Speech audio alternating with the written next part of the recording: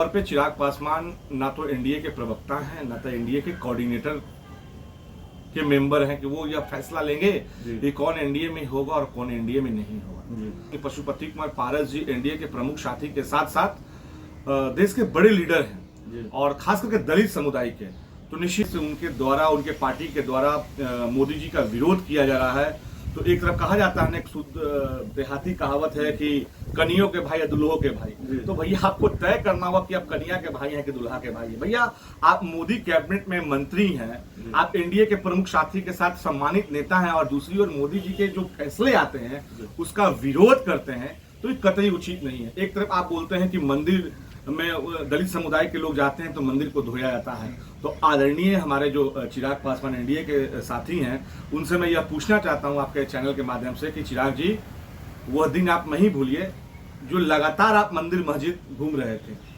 और कुछ दिन पहले भी आपने मंदिर में जाकर रुद्राभिषेक अपने सभी सांसदों के साथ किया, यानी कि चुनाव के एक दिन पहले, रिजल्ट के एक दिन पहले। तो निश्चित तौर पर इन चीजों से चिराग जी को बचना चाहिए था। और जिस तरीके से आरक्षण का जो बात है, देखिए चिराग पासवान जी पूरी तरीके से संपन्न परिवार से आते हैं और चिराग पासवान जी को पूरी तरीके से आरक्षण छोड़ देना चाहिए। उनको यह आरक्षण का लाभ नहीं लेना चाहिए। पिछले कुछ घंटों में बिहार की राजनीति का घटनाक्रम बदला है और घटनाक्रम कुछ ऐसा बदला है कि भारतीय जनता पार्टी ने चिराग पासवान पर नकेल कसने की तैयारी शुरू कर दी है। या इसको ऐसे भी कह सकते हैं कि चिराग पासवान ने जिस तरह से लगातार 3 बार मोदी सरकार से अलग स्टैंड लिया, बीजेपी की परेशानी बढ़ाई, चाहे वो केंद्रीय सचिवालय में लेटरल एंट्री का मामला हो, चाहे वो वक्फ अधिनियम संशोधन बिल का मामला हो, चाहे कोटा में कोटा का मामला हो, उसके बाद चिराग पासवान को ये मुखालफत भारी पड़ी है और भारतीय जनता पार्टी ने भी चिराग पासवान से हिसाब किताब चुकता करने की तैयारी कर ली है।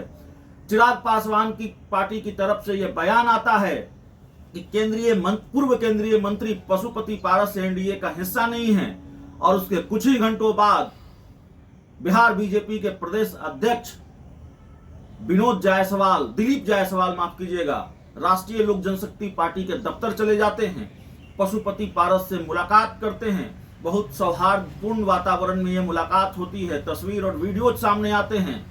तो क्या ये चिराग पासवान के लिए झटका नहीं है? वो दावा कर रहे थे, उनकी पार्टी दावा कर रही थी कि वो हिस्सा नहीं है, पशुपति पारस एनडीए का हिस्सा नहीं है, और फिर बीजेपी ने पशुपति पारस को भाव देना शुरू कर दिया है। हमारे साथ भारतीय जनता पार्टी के प्रवक्ता हैं, युवा मोर्चा के कृष्ण कुमार कल्लू। पशुपति पारस को लेकर एक बड़ा दावा था चिराग पासवान का, अभी हाल ही में आया उनकी पार्टी के सांसद का कि पशुपति पारस तो एनडीए का हिस्सा ही नहीं है, और दूसरी तरफ आपकी पार्टी के प्रदेश अध्यक्ष जाकर मिल रहे हैं, वक्त दे रहे हैं पशुपति पारस के साथ। अभिषेक जी, ऐसा है कि आदरणीय चिराग पासवान जो हैं वो पूरी तरीके से एनडीए के प्रमुख साथी हैं और उनका मैं सम्मान करता हूँ। बहरहाल जिस तरीके से उनके सांसद, उनके द्वारा जो बयान आया, ये कहीं ना कहीं एनडीए के तोड़ने वाला बयान है और ऐसे बयानों से चिराग जी को मेरा नसीहत है कि बचना चाहिए। पशुपति कुमार पारस जी एनडीए के प्रमुख साथी के साथ साथ भारत के वरिष्ठ नेता हैं और उसमें भी दलित के बड़े नेता कहे जाते हैं, रामविलास पासवान के भाई हैं। निश्चित तौर पे चिराग पासवान ना तो एनडीए के प्रवक्ता हैं, ना तो एनडीए के कोऑर्डिनेटर के मेंबर हैं कि वो यह फैसला लेंगे कि कौन एनडीए में होगा और कौन एनडीए में नहीं होगा। तो निश्चित तौर पे चिराग पासवान जी को मेरा व्यक्तिगत तौर पे यह नसीहत है, उनके सभी सांसद जो पार्टी के पदाधिकारी हैं, पार्टी के कार्यकर्ता हैं, कि इन सब चीज़ों से बचना चाहिए और जो खटास जो उनके द्वारा पैदा किया जा रहा है वो पैदा नहीं किया जाए। और जिस तरीके से आपने देखा कि हमारे आदरणीय प्रदेश अध्यक्ष दिलीप जायसवाल जी जो बिहार सरकार के मंत्री हैं, उन्होंने जिस तरीके से गर्मजोशी के साथ मुलाकात की और इत्तेफाक से हम भी मुलाकात उनसे की है। निश्चित तौर पे पशुपति कुमार पारस जी एनडीए के प्रमुख साथी के साथ साथ देश के बड़े लीडर हैं और खास करके दलित समुदाय के, तो निश्चित तौर पे पारस जी एनडीए में हैं और मजबूती के साथ हैं और हमने तो उनको अग्रिम बधाई भी दी। हमने जो है उनको अग्रिम बधाई भी दी और गर्मजोशी के साथ पशुपति कुमार पारस जी से हम लोगों का जो नहीं, तो मुलाकात हुआ आप ये कह रहे हैं कि चिराग पासवान की पार्टी के सांसद अगर ये कह रहे हैं कि पशुपति पारस एनडीए का हिस्सा नहीं है, तो ये उनके अधिकार क्षेत्र की बात नहीं है, ये कहने का अधिकार उनको नहीं है। ये फैसला भारतीय जनता पार्टी का शीर्ष नेतृत्व लेता है। और जो बात कही चिराग पासवान की पार्टी के सांसद ने, वो आधारहीन कही या सही नहीं कही? नहीं, बिल्कुल तरीके से ये एनडीए के जो साथी हैं, एनडीए दल में जो है, उनको ये तोड़ने वाला बयान है। और इन बयानों से चिराग पासवान जी को खुद और उनके जो सांसद हैं, उनके जो पार्टी के पदाधिकारी गण हैं, कार्यकर्ता गण हैं, उनको बचना चाहिए था।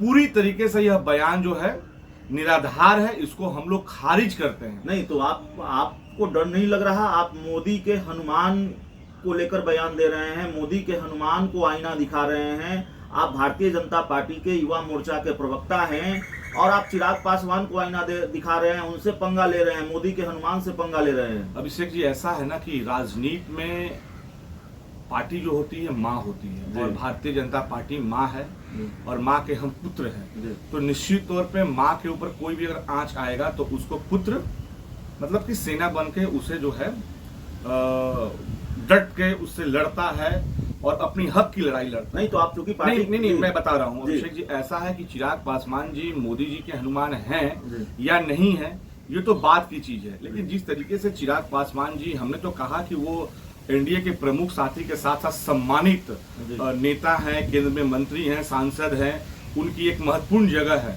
उसके बाद जिस तरीके से उनके द्वारा, उनके पार्टी के द्वारा मोदी जी का विरोध किया जा रहा है, तो एक तरफ कहा जाता है ना, एक शुद्ध देहाती कहावत है कि कनियों के भाई या दुल्हों के भाई। तो भैया आपको तय करना होगा कि आप कनिया के भाई हैं कि दुल्हा के भाई हैं। भैया आप मोदी कैबिनेट में मंत्री हैं, आप एनडीए के प्रमुख साथी के साथ सम्मानित नेता हैं, और दूसरी ओर मोदी जी के जो फैसले आते हैं उसका विरोध करते हैं, तो ये कतई उचित नहीं है। एक तरफ आप बोलते हैं कि मंदिर में दलित समुदाय के लोग जाते हैं तो मंदिर को धोया जाता है। तो आदरणीय हमारे जो चिराग पासवान एनडीए के साथी हैं, उनसे मैं यह पूछना चाहता हूं आपके चैनल के माध्यम से कि चिराग जी, वह दिन आप नहीं भूलिए जो लगातार आप मंदिर मस्जिद घूम रहे थे, और कुछ दिन पहले भी आपने मंदिर में जाकर रुद्राभिषेक अपने सभी सांसदों के साथ किया, यानी कि चुनाव के एक दिन पहले, रिजल्ट के एक दिन पहले। तो निश्चित तौर पर इन चीजों से चिराग जी को बचना चाहिए था। और जिस तरीके से आरक्षण का जो बात है, देखिए चिराग पासवान जी पूरी तरीके से संपन्न परिवार से आते हैं और चिराग पासवान जी को पूरी तरीके से आरक्षण छोड़ देना चाहिए। उनको ये आरक्षण का लाभ नहीं लेना चाहिए। मैं ये समझना चाहूंगा, आप पार्टी के प्रवक्ता हैं, ये पार्टी की राय है, ये पार्टी का बयान है या आपकी निजी राय है? देखिए अभिषेक जी, इसको जिस वे में आपको लेना है आप ले लीजिए, लेकिन एक पार्टी के कार्यकर्ता के नाते, पार्टी के प्रवक्ता का बयान पार्टी का आधिकारिक बयान माना जाता है ना। पार्टी ने आपको उसके लिए अधिकृत किया है और आप इस तरह की बात अपने ही पार्टी के अपने ही सहयोगी के लिए, चिराग पासवान के लिए, जो मोदी के हनुमान कहे जाते हैं, उनके लिए कह रहे हैं, और आप ऐसे शब्दों का इस्तेमाल कर रहे हैं जिनको हमारी डिक्शनरी में मोर्चा खोलना कहा जाता है। बिल्कुल तरीके से आपने मोर्चा खोल दिया है। नहीं अभिषेक जी, देखिए ऐसा है ना कि हमने मोर्चा नहीं खोल रखा है जी। हम आप आईना दिखा रहे हैं। नहीं, आईना भी नहीं दिखा, हम चीजों को बता रहे हैं जी। कि देखिए गठबंधन में अगर कोई भी बात होता है जी, तो उसको पब्लिक प्लेटफॉर्म पे नहीं रख के उसको बंद कमरे में बात होती है। कोई भी बात, अच्छा बुरा जो भी होता है। लेकिन जिस तरीके से चिराग जी के द्वारा और उनके पार्टी के द्वारा जो माननीय मोदी जी का, जो प्रधानमंत्री जी का जो विजन, 2-3 विजन का जो उन्होंने विरोध किया, मैं उसको बताने का प्रयास कर रहा हूं कि चिराग जी, आप एनडीए में रहते हुए और एनडीए का विरोध, यूं कहूं तो आप मोदी के हनुमान कहते हैं और मोदी का विरोध करना यह कतई उचित नहीं है। मैं उनको एक सलाह दे रहा हूं, भैया हम छोटे वर्कर, हम आईना थोड़ी दिखाएंगे, बहुत बड़े नेता हैं। तो निश्चित तौर पर एक छोटे कार्यकर्ता, और मैंने कहा कि पार्टी जो होती है हमारी माँ होती है, और निश्चित तौर पर कोई भी व्यक्ति, अभिषेक जी, अगर आपकी माँ के ऊपर, हमारी माँ के ऊपर, ये पार्टी जो होती है वो हमारी माँ होती है, उनके ऊपर अगर कोई आंख दिखाएगा तो क्या आप उसको समझाइएगा नहीं कि भैया जो आप कर रहे हैं वो गलत कर रहे हैं पूरी तरीके से? तो निश्चित तौर पे चिराग जी को इन सब चीजों से बचना चाहिए, अपने कार्यकर्ताओं को बचना चाहिए और इंटैक्ट मजबूती के साथ खड़ा रहना होगा। जी, तो देखिए हमारे साथ कृष्ण कुमार गल्लू थे, भारतीय जनता पार्टी के प्रवक्ता हैं, और चिराग पासवान को आईना दिखाया है, उनको नसीहत दी है। जिस तरह से उनकी पार्टी के लोग, उनकी पार्टी के सांसद ये कह रहे हैं कि पशुपति पारस एनडीए का हिस्सा नहीं है। वैसे बीजेपी के प्रदेश अध्यक्ष दिलीप जायसवाल ने पशुपति पारस से जिस तरीके से मुलाकात की, उससे चिराग पासवान को ये मैसेज बीजेपी ने दे दिया है कि पशुपति पारस एनडीए का हिस्सा हैं या नहीं हैं। लेकिन भाजपा प्रवक्ता का दर्द भी सामने आया, या भारतीय जनता पार्टी के अंदर किस तरह की नाराजगी है, चिराग पासवान को लेकर किस तरह का गुस्सा है, ये बात भी इस पूरे इंटरव्यू से पता चलती है। तो चिराग पासवान एनडीए का हिस्सा अभी हैं, रहेंगे नहीं रहेंगे इसकी कोई गारंटी नहीं है।